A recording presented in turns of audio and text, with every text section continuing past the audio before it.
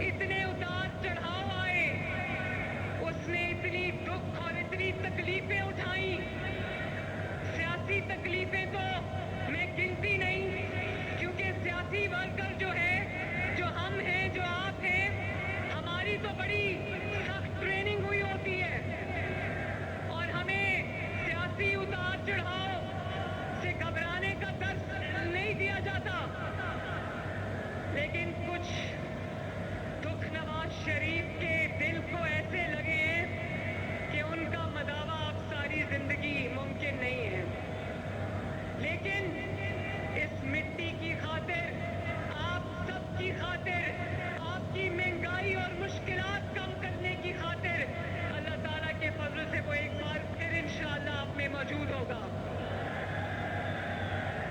اور آج انشاءاللہ تعالیٰ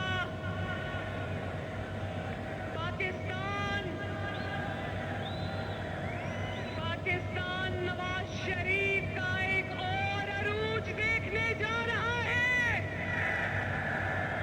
بولو انشاءاللہ۔ آج اس کے مخالفین دور دور تک نہیں نظر آ رہے، جو ہیں وہ گھروں میں دبک کر بیٹھے ہیں، اور ہر طرف ایک ہی آواز آ رہی ہے۔ کیا آواز آ رہی ہے؟ کیا آواز آ رہی ہے؟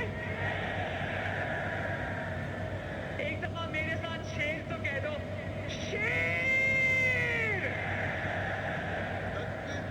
اندر گواہی دے، سب نے اپنا زور لگایا تھا یا نہیں لگایا تھا؟ کیا نواز شریف ہارا؟ کیونکہ نواز شریف سچا تھا، اس کے چاہنے والے سچے تھے، اس لیے اللہ تعالیٰ نے نواز شریف کو